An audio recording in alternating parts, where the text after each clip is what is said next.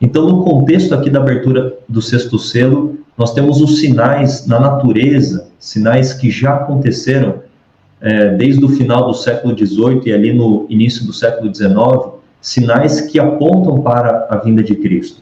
E é interessante que o versículo 17, que é o foco aqui que eu quero dar, termina com uma pergunta, o versículo 17. Diante desses sinais, diante da brevidade da vinda de Cristo, diante da vinda de Cristo mesmo, quem poderá subsistir? A palavra subsistir é se manter, permanecer. Quem é que poderá estar em pé quando Jesus Cristo voltar com poder e glória? Esta é a pergunta. E a resposta para a pergunta do versículo 17 está no capítulo 7. Então, a resposta para a pergunta de Apocalipse 6,17 é o próprio capítulo 7, que apresenta, então, pela primeira vez nas Sagradas Escrituras, os 144 mil. E é interessante que, quando falamos de última geração, não tem como não falarmos dos 144 mil. São expressões sinônimas. A última geração, os 144 mil, são sinônimos, ok? Então, quando estamos falando da última geração, estamos falando dos 144 mil. E veremos o porquê. Nós veremos aqui diversas características dos 144 mil, que são as características da última geração. É interessante que muitos questionam a teologia da última geração, muitos chamam de TUG, né? Teologia da última geração, questionam se de fato é uma teologia bíblica, se de fato está em harmonia com aquilo que cremos como adventistas do sétimo dia. E eu quero já de início falar que a nossa escatologia apresenta uma última geração. A própria profecia, apresentando 144 mil, apresenta uma última geração. Então, essa teologia da última geração não é invenção de um teólogo, de uma pessoa A ou B, é bíblico. E a nossa própria escatologia, ou seja, o estudo do tempo do fim, a própria escatologia da Igreja Adventista do sétimo dia apresenta uma última geração. Eu quero apresentar aqui para vocês algumas características, já de início, dessa última geração, ou dos 144 mil, para entendermos que, de fato, a última geração ela é peculiar, ela é exclusiva. E eu quero mostrar o porquê. São 10 pontos que eu coloquei aqui para vocês, e olha só que interessante. Primeiro ponto, características peculiares da última geração, ou seja, coisas que a última geração enfrentará que nenhuma geração anterior experimentou e vivenciou. Primeira característica, receberão a chuva serôdia. Desde o Pentecostes, a chuva temporã está sendo derramada, mas apenas a última geração, apenas os 144 mil receberão a chuva serôdia. É uma experiência peculiar deste grupo, ok? Segundo ponto, darão o alto clamor da terceira mensagem angélica como resultado da chuva serôdia. Terceiro ponto, enfrentarão a imagem e a marca da besta, o próprio decreto dominical. Quarto ponto, esse quarto aqui é tremendo, serão selados em vida. Nós sabemos que o selamento, ele vem após a morte. Após a morte, o momento que a pessoa morre, a vida dela está selada para a vida eterna ou para a morte eterna. Não há mais uma terceira chance, porque essa vida é a segunda chance. Adão e Eva falharam lá no Éden, na primeira chance que Deus deu a eles, naquele período de prova, eles falharam, e então Deus deu para eles e para nós um segundo período, uma segunda chance. Então não existe uma terceira chance após a morte. Esta vida é o tempo de graça, é a única chance que Deus nos concede. E de acordo com Hebreus capítulo 9, o juízo vem depois que a pessoa morre. Porém, este grupo, a última geração, os 144 mil, serão selados em vida. Serão selados em vida. Tanto aqueles que se colocarão ao lado de Deus, como aqueles que se colocarão ao lado da besta e receberão a marca da besta, e o povo de Deus que receberá o selo de Deus, todos esses seres humanos serão selados em vida. O povo de Deus para a vida eterna, e aqueles que se uniram a esse falso sistema de adoração receberão a marca da besta, serão selados para a morte eterna. Isso é muito interessante, isso é exclusivo, é peculiar desta geração. Quinto ponto, passarão pelo tempo de angústia tal como nunca houve. Nós sabemos que antes do fechamento da porta da graça, nós temos um tempo de angústia prévio, E depois do fechamento da porta da graça, nós temos aquilo que conhecemos como a angústia de Jacó. Todo este cenário é um tempo de angústia como nunca houve desde a fundação do mundo. É uma característica peculiar desta geração. Enfrentarão este tempo de angústia. Sexto ponto, após o fechamento da porta da graça, estarão diante de Deus sem um intercessor, cheios do Espírito Santo, porém sem um intercessor. Sabemos que Cristo, quando finaliza a sua obra no santuário celestial, no lugar santíssimo, a obra especial ali de purificação dos pecados, e ele então deixa suas vestes sumos sacerdotais e veste então as suas vestes reais, as suas vestes de Miguel, lá de acordo com Daniel capítulo 12, versículo 1. Então, a partir do momento que ele deixa a sua obra sumo sacerdotal, o povo de Deus que estará na terra estará diante de Deus sem um intercessor, cheio do Espírito Santo, porém sem um intercessor. Quem desde Adão e Eva viveu diante de Deus sem um intercessor? É uma característica peculiar desta geração. Sétimo ponto, passarão pela angústia de Jacó. Será que os nossos pecados foram perdoados? E a angústia de Jacó tem um aspecto externo e interno. O aspecto interno é essa angústia. Será que nós estamos preparados para o retorno de Cristo? Será que os nossos pecados foram purificados do santuário celestial? E tem também o contexto do decreto de morte. Então é uma angústia externa, uma angústia interna. Eles passarão por um período em que a fé deles estará sendo forjada, estará sendo ali de uma maneira lapidada, preparando-os para o retorno de Cristo. É uma característica só deles. Oitavo ponto, verão a terra devastada pelas 7 pragas. Que geração viu isto? Ou verá? Apenas a última geração. Nono ponto, penúltimo, serão o cumprimento do mistério de Deus. Colossenses 1, 24 a 29.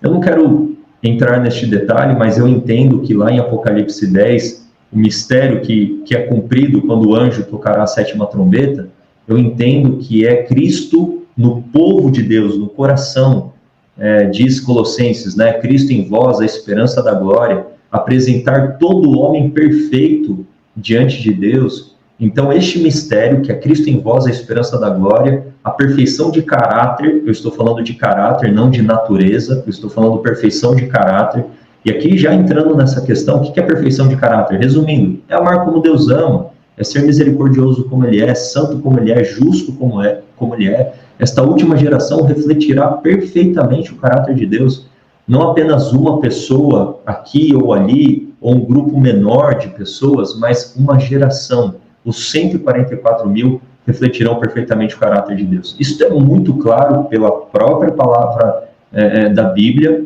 como também pelos testemunhos dos escritos de Ellen White. Veremos diversos textos a respeito disso. Então eu entendo que lá em Apocalipse 10, o cumprimento do mistério de Deus está aí na perfeição de caráter que a última geração refletirá. E o 10º ponto, entoarão o cântico do Cordeiro, um cântico da experiência deles, um cântico diante da experiência que eles tiveram, né, do tempo de angústia, de estar diante de Deus sem um intercessor, etc, etc. Nós falaremos um pouquinho mais a respeito disso, ok? Então, como não acreditar e aceitar e entender que existe uma última geração? Eu apresentei aqui aspectos para vocês da escatologia bíblica, e é muito claro que existirá uma última geração com características peculiares, que nenhuma outra geração antes terá essas experiências, ok? Então, isso tem que ficar muito claro na nossa mente. Vamos trabalhar um pouquinho mais a respeito disso. Eu gostaria de ler um texto aqui, Testemunhos Seletos, volume 1, página 397. Olha só que interessante o que diz esse texto. Deus terá um povo zeloso de boas obras, que permanecerá firme entre as corrupções deste século degenerado. Haverá um povo que se apegará tão firmemente à força divina que estará à prova de toda tentação, ou seja, vencerá toda tentação. Eu destaquei aqui os 2 verbos, né, ter e haver, porque eles estão conjugados no futuro. Deus terá, ou seja, Deus hoje tem esse povo? Deus ele não tem esse povo. Pode ser que algumas pessoas desse povo estejam vivendo essas características do texto. Porém, Deus terá um povo e haverá um povo, ok? Eu acho interessante esse texto de Ellen White, em que ela está conjugando o verbo no futuro a respeito de características do povo de Deus. Deus terá um povo, haverá um povo. Por isso que eu quis compartilhar este texto aqui conosco. É muito interessante isso. Vamos falar neste momento um pouco a respeito do caráter. Eu gostaria de ler com vocês Apocalipse 7, e como eu disse lá no início deste sermão, Apocalipse 7 é a resposta para Apocalipse 6,17, quem poderá estar em pé, os 144 mil, e vamos ler aqui do versículo 1 até o versículo 4. Vamos falar um pouco aqui do caráter dos 144 mil ou da última geração. Entenda essas duas expressões como sinônimas, tá bom? Vamos lá. Apocalipse 7, verso 1. Depois disso, vi 4 anjos em pé nos 4 cantos da terra, ou seja, norte, sul, leste e oeste, segurando os 4 ventos da terra. Nós sabemos que ventos em profecia são contendas, tribulações, guerras, para que nenhum vento soprasse sobre a terra, nem sobre o mar, nem sobre árvore alguma. Vi outro anjo que subia do nascente do sol, tendo o selo do Deus vivo, fazendo eco a Ezequiel capítulo 9. Ele gritou com voz bem forte aos 4 anjos, aqueles que tinham recebido poder para causar dano à terra e ao mar, dizendo: não danifiquem nem a terra, nem o mar, nem as árvores. Até o quê? Até marcarmos com um selo a testa, a fronte dos servos do nosso Deus. Guarda essa informação. O selo de Deus, ele é colocado na testa dos servos de Deus. Versículo 4. Então ouvi, João ouve, o número dos que foram marcados, selados com o selo. Eram 144 mil de todas as tribos dos filhos de Israel. Eu não quero entrar em detalhes se esse número é literal, se esse número é simbólico. Eu tenho a minha opinião sobre isso, mas eu acredito que isso não é essencial, não é algo assim essencial para extrairmos aqui do texto. Se você quiser saber a minha opinião, posso falar aqui agora. Eu não entendo que os 144 mil é um número literal, eu acredito que é um número simbólico. Por qual motivo? Né? Nós temos em Apocalipse um padrão. João, ele ouve e ele vê. Lá em Apocalipse capítulo 5, ele ouve a respeito do leão da tribo de Judá que venceu, mas quando ele vê um cordeiro como tendo sido morto. Ele ouve a respeito do leão, mas quando ele vê um cordeiro. Aqui João ouve o número dos 144 mil, mas quando ele vê, está aqui no versículo 9, depois destas coisas vi e eis uma grande multidão. Então esse padrão, ele acontece aqui em relação aos 144 mil. Ele ouve 144 mil, mas quando ele vê uma grande multidão. Então eu não entendo sendo literal, tanto que eu não posso pegar metade do versículo sendo literal, do versículo 4, porque diz aqui, ó, de todas as tribos dos filhos de Israel. Então apenas os filhos de Israel, das 12 tribos, por mais que nós saibamos aí que as 12 tribos praticamente existem descendentes hoje da tribo de Levi, Judá, das demais tribos não existem descendentes de sangue, eu estou falando. Então, se eu tomar este número literal, é literal também que só judeu pode ser 144 mil. Eu não posso pegar metade de um versículo sendo simbólico e a outra metade sendo literal. Eu tenho que ser coerente com a interpretação. Então, eu também não estou querendo dizer que a grande multidão é o total dos salvos, desde Adão até o último homem. Eu estou falando que os 144 mil é a grande multidão. Eu entendo que Apocalipse 7 não fala a respeito aí da grande multidão como sendo o total de todos aqueles que foram salvos de todos os tempos. Não, apenas os 144 mil são a grande multidão. E a resposta para isso é muito claro, né? Muito clara. No versículo 14, no versículo 13 diz assim, ó: um dos anciãos tomou a palavra e me perguntou: quem são e de onde vieram estes que estão vestidos de branco? Uma referência aí à grande multidão. Respondi: o Senhor sabe. Então ele me disse: estes são os que vêm da grande tribulação. Ponto final. Aqui, o próprio texto está falando: quem são esses? São os que vêm da grande tribulação. Que grande tribulação é essa? É a grande tribulação do contexto do tempo do fim, que lavaram suas vestes e as alvejaram no sangue do Cordeiro. Por isso estão diante do trono de Deus e o adoram de dia e de noite no seu santuário. E aquele que está sentado no trono estenderá sobre eles o seu tabernáculo. Jamais terão fome, nunca mais terão sede, não cairá sobre eles o sol, nem qualquer outro calor forte. Pois o Cordeiro que está no meio do trono os apacentará e os guiará para as fontes da água da vida, e Deus lhes enxugará dos olhos toda lágrima. Ok? Então, por esse padrão de João ouvir e ver, por ele associar os 144 mil com a grande multidão, eu não entendo os 144 mil sendo um número literal. Mas se você entende, tudo bem, eu respeito o seu entendimento, eu acho que a gente tem liberdade para isso. Mas voltando aqui para o ponto em que os 144 mil recebem, então, o selo aonde? Na fronte. Se eu perguntar para você, o que é o selo de Deus? Eu acredito que você prontamente responderá, é o sábado. E não está errada essa sua resposta. Lá, de acordo com Isaías 8,16, o selo está na lei. E quando pegamos um selo da época do Antigo Testamento, o selo continha 3 informações: o nome, a função e o domínio daquele que, então, estava enviando uma carta, uma correspondência, ou selando um documento, né? Então, tinha o nome, a função e o domínio. E nós encontramos no 4º mandamento o nome de Deus, o tetragrama sagrado, YHWH. Nós encontramos lá a função de Deus sendo o Criador e o seu domínio sendo tudo aquilo que ele criou, né? Os céus, a terra, o mar e as fontes das águas, ou seja, todo o universo. Nós encontramos, de fato, o selo na lei, e o selo está no 4º mandamento, sem erro nenhum.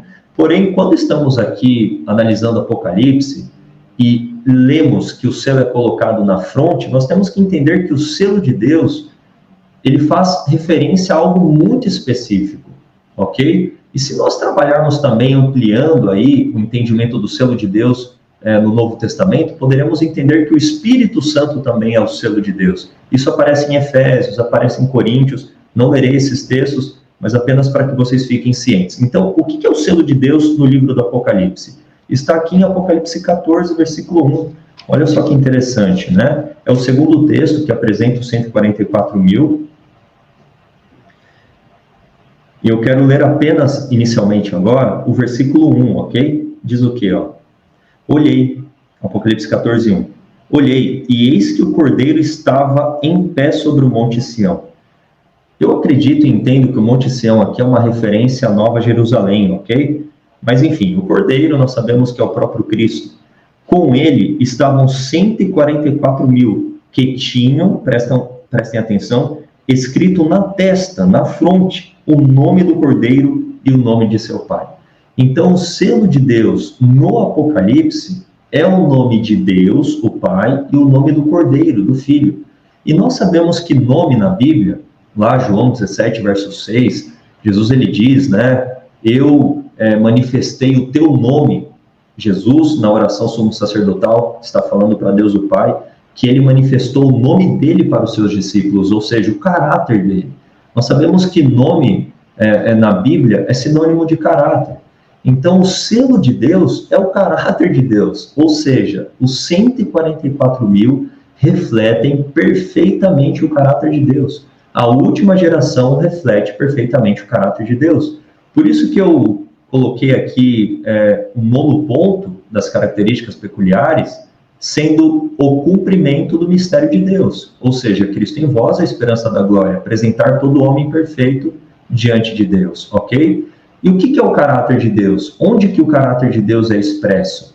Muitos, neste momento, fazem uma separação entre o caráter de Deus e sua lei, mas isso é impossível, porque a lei expressa toda a vontade de Deus e revela o caráter de Deus. Nós teremos que trabalhar aqui um pouco a respeito da lei, mas não será o foco desta apresentação, mas falando aqui brevemente para entendermos um pouco melhor. Deus é o legislador, e aquilo que Deus é, a sua lei é. Deus é santo? Sim, então a lei é santa. Deus é justo? Então a lei é justa. Deus é amor? Sim, então a lei é amor. Aquilo que Deus é, a sua lei é, porque a lei revela o caráter de Deus. Então, quando os 144 mil recebem o selo, é porque eles refletem perfeitamente o caráter de Deus, que é expresso na sua lei. E que caráter é esse? Amor, santidade, justiça, misericórdia, bondade e assim por diante, ok? Então, tem que ficar claro que o selo de Deus, ele é expresso, obviamente, na guarda dos mandamentos de Deus. Apocalipse 14, versículo 12. Aqui está a perseverança dos santos, e esses santos, de fato, são a última geração, eles são 144 mil, os que guardam os mandamentos de Deus, ou seja, que refletem perfeitamente o caráter de Deus. De amor, eles amam como Deus ama, eles são misericordiosos como Deus é misericordioso. Então, muitas vezes pensamos que guardar os mandamentos é apenas observar uma lista de regras ou de preceitos, de deixar de fazer aquilo, de passar a fazer aquilo outro. Ok, tudo bem, isso é guardar os mandamentos de Deus, mas guardar os mandamentos é mais do que isso, senão a nossa religião será farisaica. Viveremos apenas exteriormente na guarda dos mandamentos de Deus. Mas Deus, ele quer uma mudança do coração. Ele quer que sejamos novas criaturas. Ele quer que do íntimo reflitamos o seu caráter.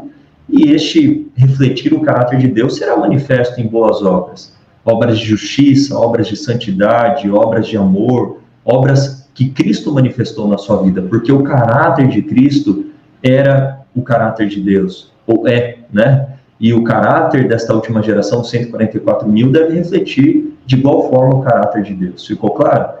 E quando pensamos aí em relação a caráter, é interessante usar essa ilustração. O que é o contrário do amor? Você pode dizer, é o ódio. Só que o contrário do amor é o egoísmo. Quando então pensamos em nós mesmos apenas, nos nossos próprios desejos, elaboramos planos a parte, né, dos planos de Deus e assim por diante, nós não estamos guardando os mandamentos de Deus quando somos pessoas iracundas, que guardam o rancor, o ódio contra o próximo. Nós não estamos refletindo o caráter de Deus, entende? Não é só um checklist, eu fiz isso, eu não fiz aquilo. É amar como Deus ama, é ser misericordioso, é estender o perdão como Ele estende a nós, e assim por diante. Isso tem que ficar muito claro. Ok? E outros textos que leremos ficará esse ponto mais claro ainda. Vamos continuar lendo Apocalipse 14. Eu quero fazer um paralelo agora entre Apocalipse 14 e Apocalipse 15, porque em Apocalipse 15 aparece o cântico do Cordeiro, mas não aparece que são 144 mil que estão entoando este cântico. Mas quando fazemos um paralelo entre Apocalipse 14 e 15, nós entendemos que, de fato, lá em Apocalipse 15, são 144 mil. É a última geração que está entoando este cântico. Olha só que interessante. Vamos ler Apocalipse 14, do verso 2 até o verso 5. Depois leremos aqui Apocalipse 15, do verso 1 ao verso 3. Ok? Vamos ler aqui a partir do verso 2 de Apocalipse 14. Ouvi uma voz do céu como o som de muitas águas, como o som de um forte trovão. A voz que eu vi era como de arpistas, guarda essa informação, quando tocam as suas harpas. Olha só o verso 3. Entoavam um cântico novo diante do trono.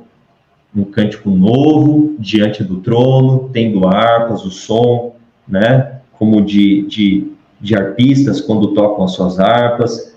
Continuando aqui o verso 3. E ninguém podia aprender o cântico, senão os 144 mil que foram comprados da terra. Estes são os que não se macularam com mulheres, porque são virgens. Aqui a virgindade é a pureza doutrinária, é a pureza da fé, é a genuinidade da fé, é uma fé que atua pelo amor, é uma fé que é demonstrada por obras. Não é uma fé semelhante à das virgens nécias, de Mateus 25, da parábola ali das 10 virgens. Não, é uma fé genuína e verdadeira. É uma fé das virgens prudentes, que estocam azeite, que possuem um caráter transformado. Esta é a referência da virgindade, não é uma referência literal. Eles seguem o Cordeiro por onde quer que ele vá. São os que foram comprados dentre todos os seres humanos, primícias para Deus e para o Cordeiro, e não se achou mentira na sua boca, não tem mácula. Vamos agora para Apocalipse 15, do verso 1 ao verso 3. Vi no céu outro sinal grande e maravilhoso, 7 anjos que tinham 7 últimos flagelos, pois com este se consumou a ira de Deus. Verso 2. Vi como que um mar de vidro. Onde está o mar de vidro? Lá em Apocalipse 14, versículo 6, nós vemos que o mar está diante do trono de Deus. O mar de vidro está diante do trono de Deus. Então é a mesma coisa de eu ler. Vi como que um mar de vidro diante do trono de Deus, misturado com fogo. E também os que venceram a besta, a sua imagem e o número do seu nome. Ou seja, já está restringindo para o contexto do tempo do fim. Eles estavam em pé junto ao mar de vidro, tendo o que nas mãos? Harpas, que lhes foram dadas por Deus. E entoavam o cântico de Moisés, servo de Deus, e o cântico do Cordeiro, dizendo: Grandes e admiráveis são as tuas obras, Senhor Deus Todo-Poderoso. Justos e verdadeiros são os teus caminhos, ó Rei das Nações. Verso 4. Quem não temerá e não glorificará o teu nome, ó Senhor? Pois só tu és santo. Por isso todas as nações virão e se prostrarão diante de ti, porque os teus atos de justiça se fizeram manifestos.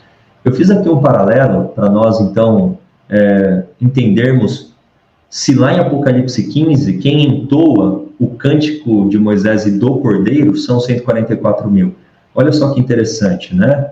O verso 2 de Apocalipse 14 diz: a voz que eu vi era como de arpistas quando tangem a sua harpa. O verso 2 de Apocalipse 15, tendo harpas de Deus.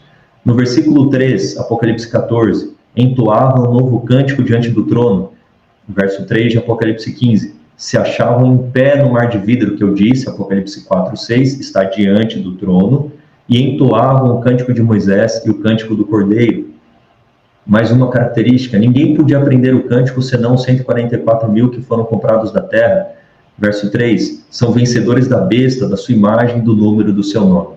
Então, queridos, é muito claro que aqueles que estão entoando o cântico do Cordeiro são os 144 mil, a última geração, que refletem perfeitamente o caráter de Deus. Tiveram experiências peculiares no contexto do tempo do fim. E é interessante, né? O que é o cântico de Moisés e o cântico do Cordeiro?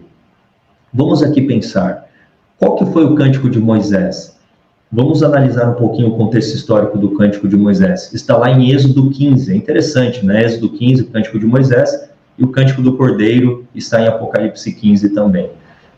Deus havia libertado o seu povo do Egito e eles foram conduzidos até a beira do Mar Vermelho.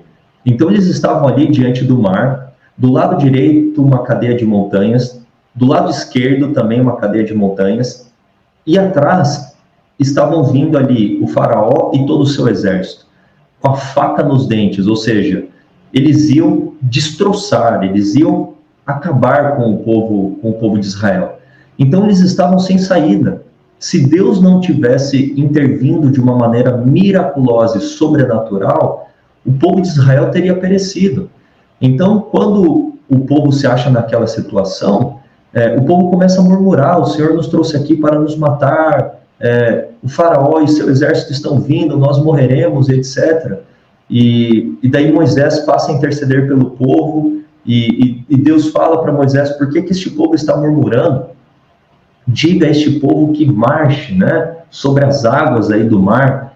E a promessa então era que enquanto eles estavam andando sobre ali, eles estavam andando já com a água nos pés, na canela, na cintura, o mar se abriria. E eles exerceram fé. E Deus, de uma maneira sobrenatural, operou o livramento do seu povo. E depois da travessia do mar, eles entoaram o cântico de Moisés, ou seja, um cântico de livramento. Prestem atenção: um contexto sem saída, um decreto de morte, Faraó e o seu exército vindo para destruir o povo de Israel, e uma intervenção sobrenatural libertando e livrando o seu povo. Esse é o paralelo com o tempo do fim. Por quê? O povo de Deus estará num contexto em que haverá um decreto de morte, há uma angústia e apenas uma intervenção sobrenatural de Deus, um livramento sobrenatural de Deus pode então libertar o seu povo. E esse livramento nós sabemos que é a vinda de Cristo, a segunda vinda de Cristo. Então esse cântico expressa a experiência que esses dois grupos, tanto o povo de Israel como os 144 mil, a última geração, tiveram. É a experiência deles, ok? Por isso que ninguém pode aprender este cântico senão 144 mil, porque é a experiência que eles tiveram. Aquelas 10 características que eu coloquei no início são características peculiares, são a experiência deles, por isso que somente eles cantarão o cântico do Cordeiro. E compartilhando aqui um texto do Grande Conflito, olha só como Ellen White ela ecoa tudo isso que eu estou falando aqui para vocês. Diz aqui, ó: no mar cristalino diante do trono, naquele mar como que de vidro misturado com fogo... Para quem você... Só um minuto. Misturado com fogo, tão resplendente é ele pela glória de Deus, está reunida a multidão dos que saíram vitoriosos da besta e da sua imagem, e do seu sinal e do número do seu nome. Apocalipse 15, 2. Com o Cordeiro sobre o Monte Sião, tendo harpas de Deus, estão os 144 mil que foram remidos dentre os homens. Aqui Ellen White já associa, né, uma multidão com 144 mil. E ouve-se, como o som de muitas águas e de grande trovão, uma voz de arpistas que tocavam com as suas harpas. E cantavam um cântico novo diante do trono, cântico que ninguém podia aprender, senão os 144 mil. É o hino de Moisés e do Cordeiro. Que hino é este? Hino de livramento. Ninguém, a não ser os 144 mil, pôde aprender aquele canto, pois é o de sua experiência, e ninguém nunca teve experiência semelhante. Estes são os que seguem o Cordeiro para onde quer que vai, estes, tendo sido trasladados da terra dentre os vivos, não passaram pela morte, são tidos como as primícias para Deus e para o Cordeiro. E tem mais uma parte: estes são os que vieram da grande tribulação. Olha só, Ellen White trazendo as características dos 144 mil. Passaram pelo tempo de angústia, tal como nunca houve, desde que houve nação, suportaram a aflição do tempo de angústia de Jacó, permaneceram sem intercessor durante o derramamento final dos juízos de Deus, mas foram livres, pois lavaram os seus vestidos e os branquearam no sangue do Cordeiro. Na sua boca não se achou engano, porque são irrepreensíveis diante de Deus. Por isso estão diante do trono de Deus e o servem de dia e de noite no seu templo, e aquele que está sentado sobre o trono os cobrirá com a sua sombra. Apocalipse 7:15. Viram a terra devastada pela fome e pestilência, o sol com poder para abrasar os homens com grandes calores, e eles próprios suportaram o sofrimento, a fome e a sede. Mas nunca mais terão fome, nunca mais terão sede, nem sol nem calma alguma cairá sobre eles, porque o Cordeiro que está no meio do trono os apacentará, e lhe servirá de guia para as fontes das águas da vida, e Deus limpará de seus olhos toda lágrima. O Grande Conflito, página 648, 649. Ficou claro? Então, este cântico, que é o cântico do Cordeiro, é o cântico da experiência dos 144 mil, da última geração. Por isso que tem esse paralelo entre o cântico de Moisés e o cântico do Cordeiro. Ficou claro aqui? Então, os 144 mil, ou a grande multidão, eles não podem ser o total de todos os salvos, desde Adão até o último homem. Não, é um povo exclusivo. Por isso que quando ouvimos a respeito da última geração, nós temos que ter em mente a escatologia que temos como adventistas do sétimo dia. Para caminharmos aqui um pouquinho para o fim, na verdade estamos aqui no meio do sermão, eu quero falar um pouco sobre Enoque. Existem muitos homens na Bíblia que nós poderíamos colocar como sendo exemplos para nós que vivemos hoje. Enoque é um deles, João Batista é outro, Elias, logicamente o próprio Senhor Jesus Cristo, mas eu quero falar um pouquinho de Enoque, porque quando estudamos sobre a vida de Enoque, nós entendemos que a vida que ele levou é a vida que os 144 mil devem levar também. Ou seja, são as mesmas ações, é o mesmo caráter, porque Enoque, ele foi selado em vida. Enoque foi trasladado da terra sem passar pela morte, ok? Enoque andou com Deus, Enoque refletiu o caráter de Deus, Enoque vindicou o caráter de Deus, Enoque desmentiu as acusações falsas de Satanás. Então, Enoque é um tipo perfeito para os 144 mil, para a última geração. Então, eu não poderia fazer essa palestra aqui, essa apresentação, sem falar deste homem, porque Enoque serve como um exemplo perfeito. Daí você pode estar pensando, ok, pastor, eu entendi que os 144 mil ou a última geração refletem o caráter de Deus, mas como que eu posso refletir o caráter de Deus? Vamos trazer um pouco aqui o aspecto prático deste sermão, senão ficaria apenas num sentido teórico. E a Bíblia, ela tem que ter sempre essa aplicação prática. Como que eu posso refletir o caráter de Deus? O que eu preciso fazer? Como que eu posso... qual é o estilo de vida que eu tenho que ter para refletir o caráter de Deus? Esse é o ponto. Eu gostaria de trabalhar isso com vocês, analisando a vida de Enoque. Eu compartilhei aqui, quero compartilhar com vocês 3 textos do Espírito de Profecia, em que Ellen White fala da vida de Enoque, e vamos trabalhar um pouquinho em cima destes 3 textos aqui, ok? Diz aqui, ó, Enoque andou 300 anos com Deus. O que é andar com alguém? Vamos trabalhar um pouco nisso daqui a pouco. Antes de sua trasladação ao céu. E a situação do mundo não era então mais favorável ao aprimoramento do caráter cristão do que hoje. Ah, não, Enoque fez o que fez porque na época dele, Enoque era o 7º depois de Adão, e Enoque significa o dedicado, consagrado. O pecado ainda não tinha se avolumado. Nós estamos aí há 6.000 anos, a nossa geração é pior do que a geração de Enoque. Ellen White fala que não. Os antediluvianos, eles eram terríveis, tanto que Deus, ele trouxe um juízo, e sabemos qual foi, o dilúvio, porque o homem estava numa condição maligna, ok? Então, o contexto em que Enoque viveu não era um contexto mais fácil para o aprimoramento do caráter do que o contexto em que vivemos hoje. E o que é andar com Deus? Andar com Deus é se relacionar com Deus, é conversar com Deus, é igual você faz com a sua esposa ou com um filho seu ou um amigo seu. Nós temos que ter Deus como nosso melhor amigo, como nosso pai, como nosso companheiro, como nosso confidente, como nosso amante. Então nós temos o aspecto da leitura da palavra de Deus, da oração, do estar neste relacionamento contínuo, incessante com Deus. Vamos lá, olha só que interessante. E como Enoque andava com Deus? Ellen White faz a pergunta. Olha só que maneira. Habituou a mente e o coração a sempre sentirem que ele se achava na presença de Deus. E quando estava perplexo, suas orações ascendiam a Deus para que o guardasse. Esse é o temor do Senhor, que é o princípio da sabedoria. Sabedoria não é inteligência. Sabedoria é sabermos discernir o certo do errado e escolhermos aquilo que é certo. Então, o temor do Senhor, o que é? É ter a certeza da presença constante de Deus na nossa vida. Enoque tinha o temor do Senhor no coração dele.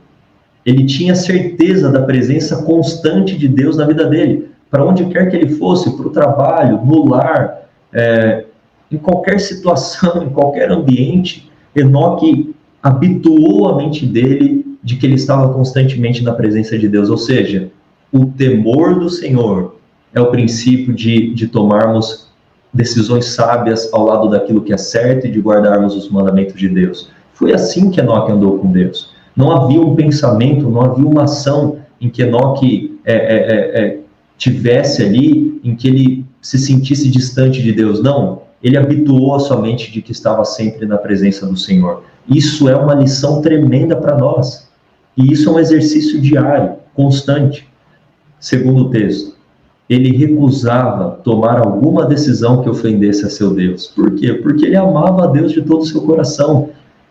Paulo diz em Romanos 13, 8 a 10, aquele que ama o próximo cumpre a lei, porque o cumprimento da lei é o amor. Se eu amar a Deus de todo o meu coração e ao próximo, se eu recusar, como Enoque diz aqui, ele recusava tomar qualquer decisão que ofendesse a Deus, certamente eu estarei guardando os mandamentos de Deus e refletindo o caráter de Deus, por amor.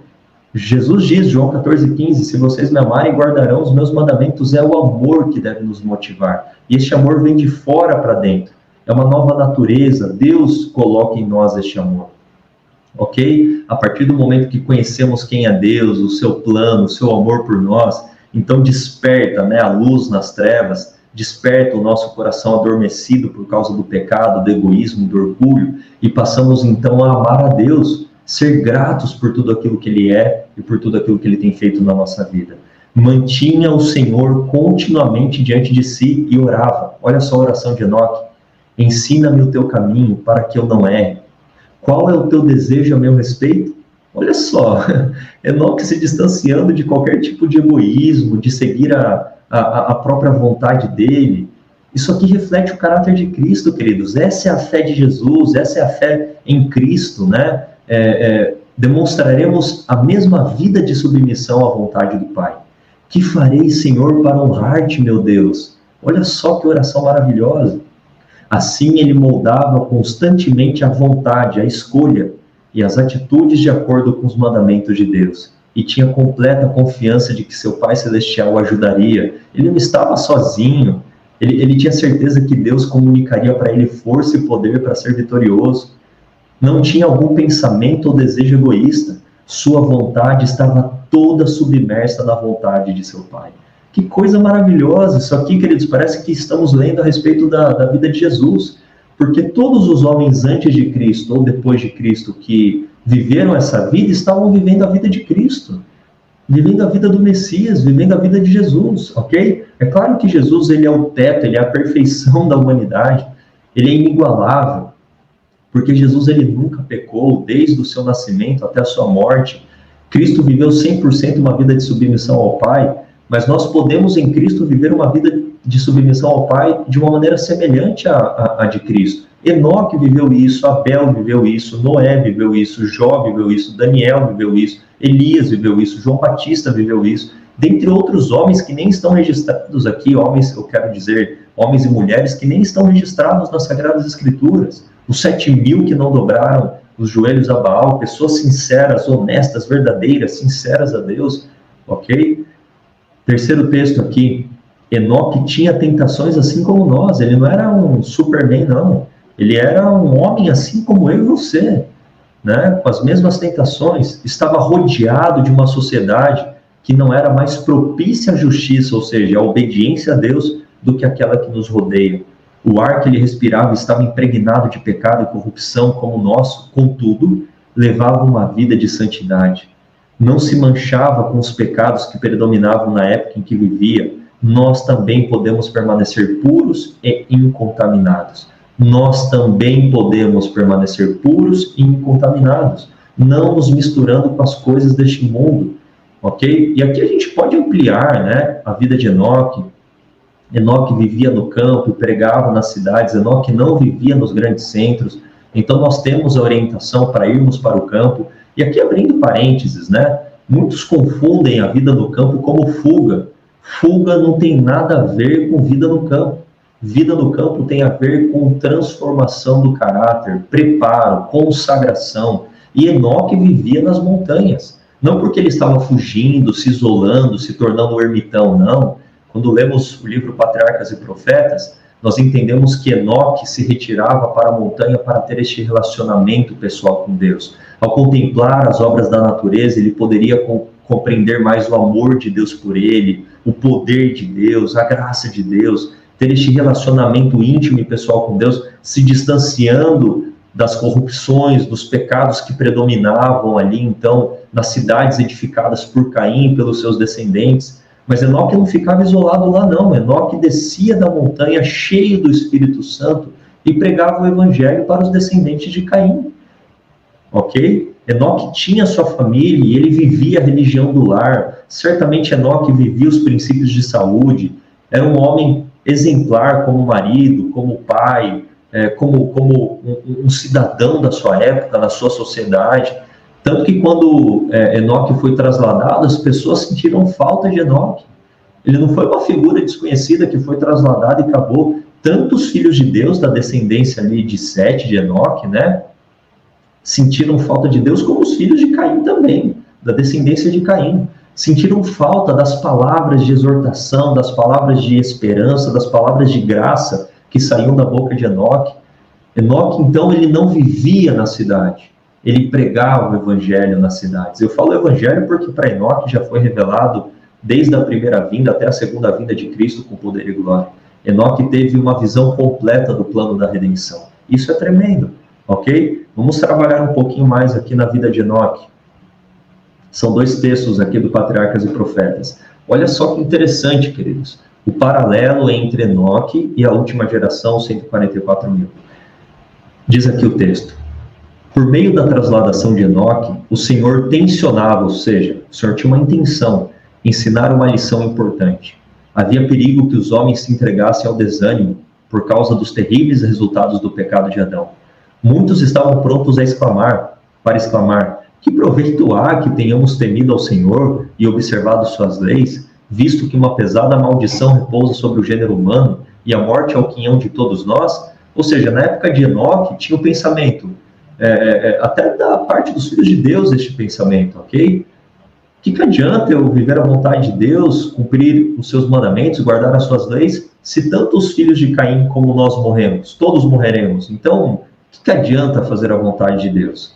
Mas as instruções que Deus dera a Adão e que foram repetidas por Sete, e eu gosto daqui, ó, e exemplificadas por Enoque, não foram apenas repetidas pelos lábios de Enoque, foram vividas por Enoque, extinguiram as sombras e as trevas, e deram esperança ao homem de que assim como por Adão veio a morte, viriam por meio do Redentor prometido vida e imortalidade. Satanás estava impondo aos homens a crença de que não há recompensa para os justos ou castigo para os ímpios, e de que era impossível ao homem obedecer aos estatutos divinos.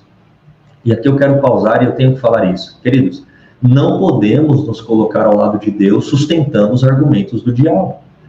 É o diabo que diz que é impossível guardar os mandamentos de Deus. É o diabo, eu vou repetir isso, é Satanás quem fala isso. É o diabo quem argumenta isso. Eu não posso me colocar ao lado de Deus sustentando os argumentos do diabo. Quem se coloca ao lado de Deus está sustentando o argumento de Jesus, de Enoque, de todos os filhos e filhas de Deus que viveram uma vida obediente a Deus. Ou seja, é possível sim guardar os mandamentos de Deus. Por que eu falo isso? Porque eu vejo muitas vezes pregadores, irmãos, pastores, enfim, no púlpito, no sermão, falando, não, é impossível guardarmos os mandamentos de Deus. Como que eu posso me colocar ao lado de Cristo, debaixo da bandeira ensanguentada de Emanuel, sustentando os argumentos do diabo? Isso não existe. Ou você é de um lado, ou você é do outro. Não existem três grupos, ou somos de Cristo, ou somos do diabo. A gente não pode se colocar ao lado de Cristo, sustentando as acusações de Satanás, ok? Vamos continuar lendo. Mas, no caso de Enoque, Deus declara que ele existe e que ele é recompensador, galardoador dos que o buscam, Hebreus 11:6. Ele, Deus, mostra o que fará pelos que guardam os seus mandamentos. Olha só, Deus está falando, é possível guardar os meus mandamentos. De que maneira? Pela sua própria força? Não. Pela entrega da sua vontade com o meu poder. Enoque viveu essa experiência. Ele submetia a sua vontade a Deus e ele sabia que ele não estava sozinho. Nós lemos isto nos textos passados. Ele sabia, então, que Deus estava com ele e o capacitaria para guardar os seus mandamentos. Ensinava-se, olha só o que Enoque ensinava.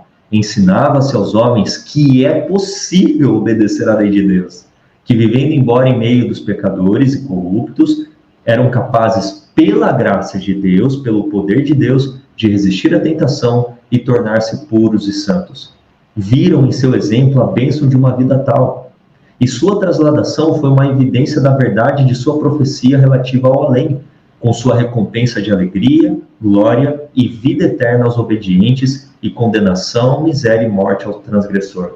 Por isso que Deus revelou para Enoque a respeito da segunda vinda.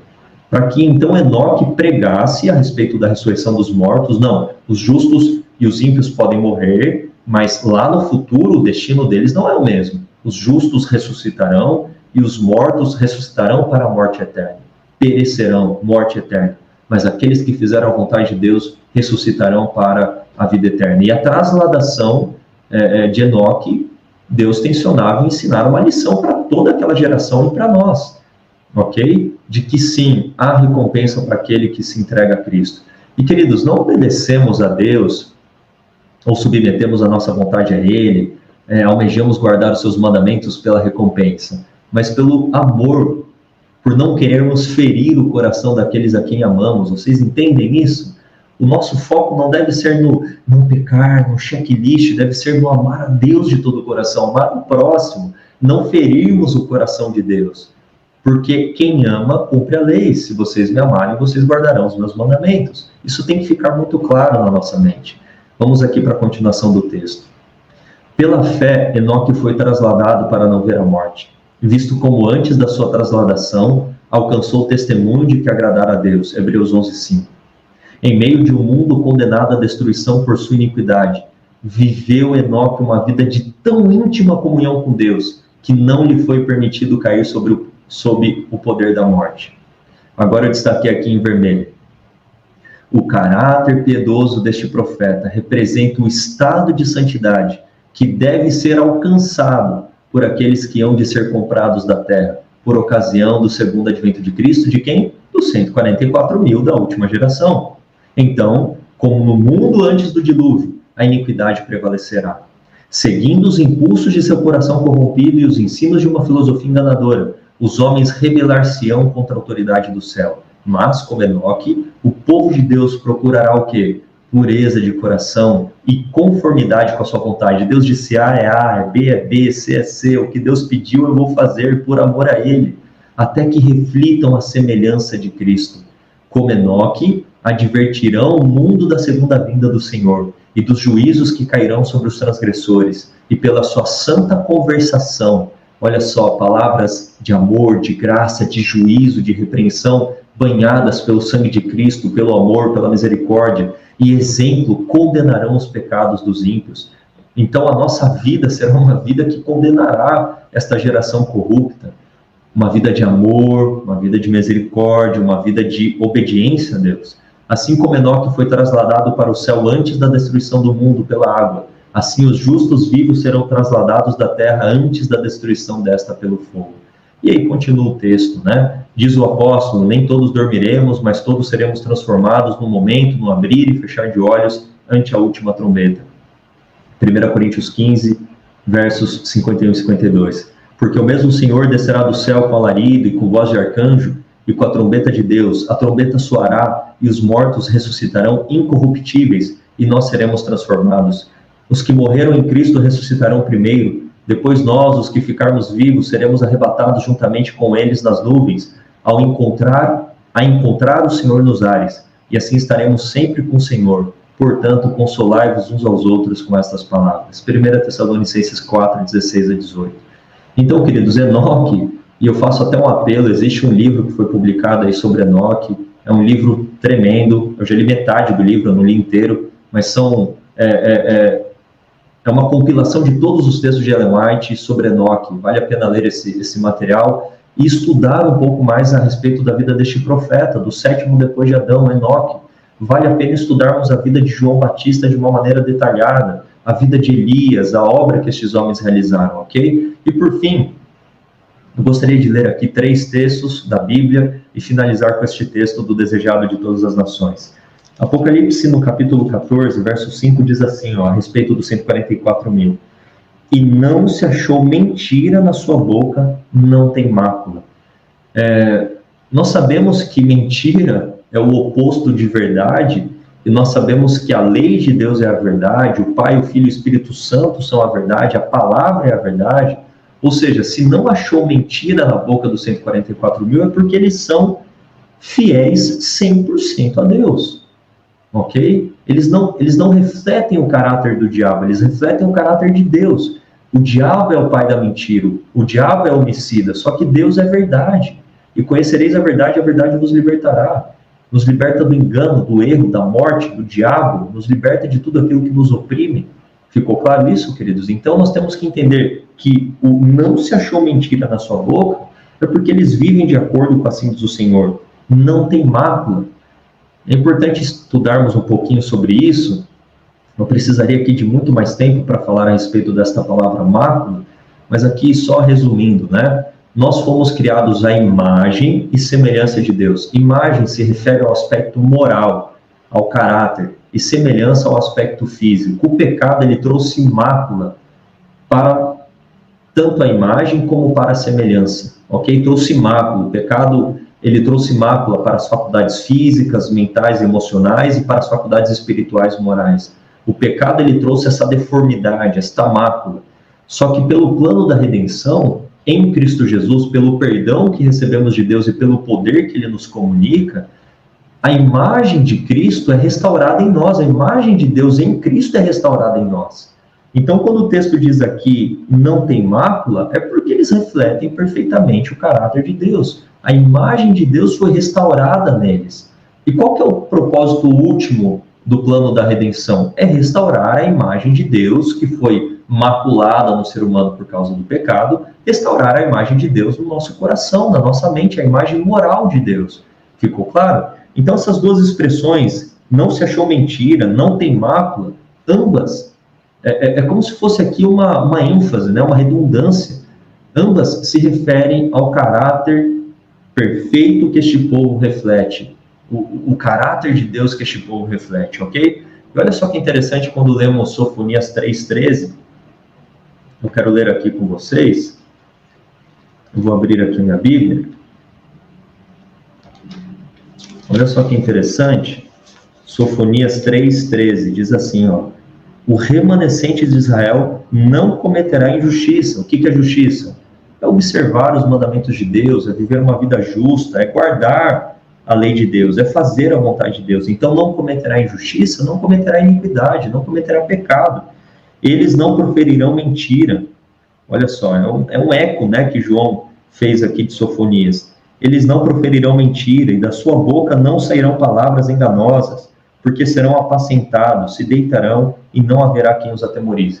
Por que que eles não serão mentirosos? Por que que não sairá da boca deles nenhum tipo de mentira? Serão aí irrepreensíveis? Por qual motivo? Porque eles são apacentados por Cristo. Porque eles são perdoados por Cristo, porque eles recebem de Cristo poder, eles são cheios do Espírito.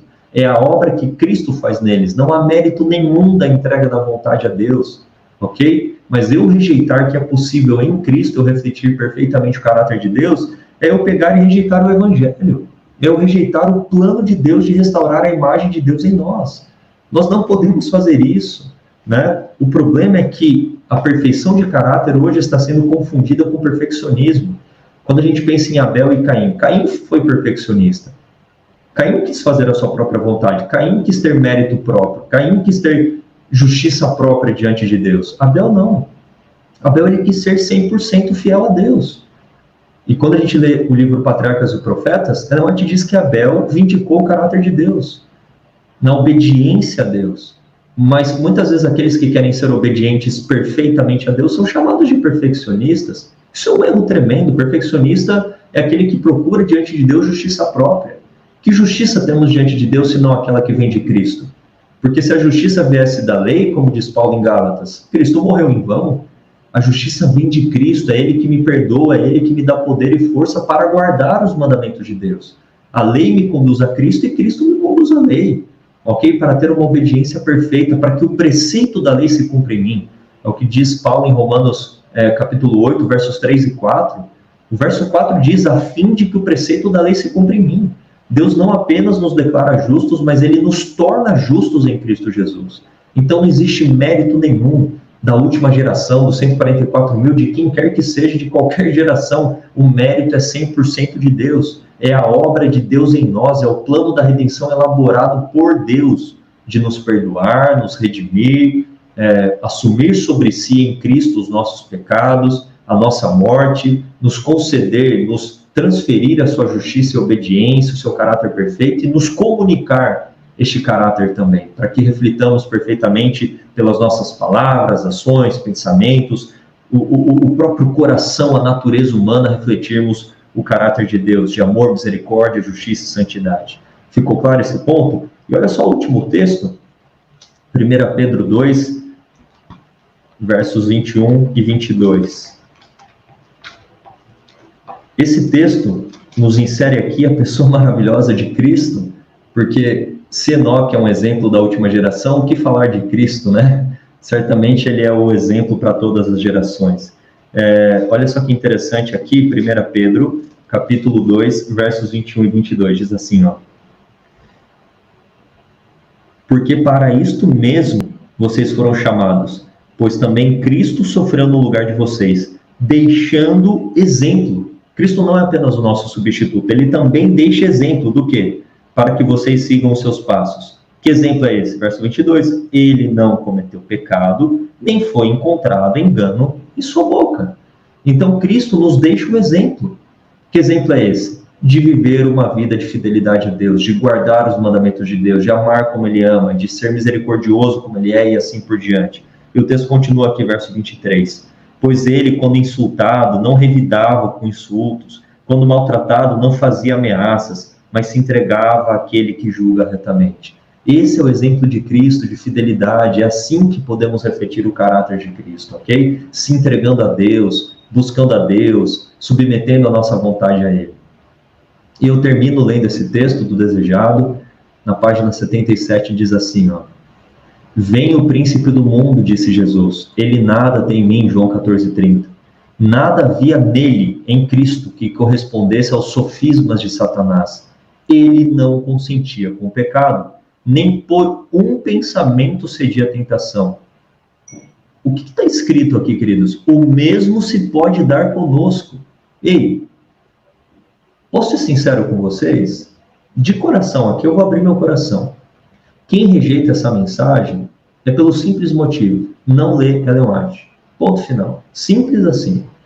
Porque se nós lermos a Bíblia, juntamente com o espírito de profecia, essa verdade é tão clara, são tantos e tantos textos, mas tantos e tantos textos, que não precisamos errar. Erra, tem pregado coisas errôneas aquele que desconhece ou tapa os ouvidos para conhecer esta verdade. Se lermos Ellen White, não erraremos, não erraremos. A verdade é muito clara, não precisamos ficar inventando, não precisamos ficar conjecturando. O assim do Senhor é muito claro.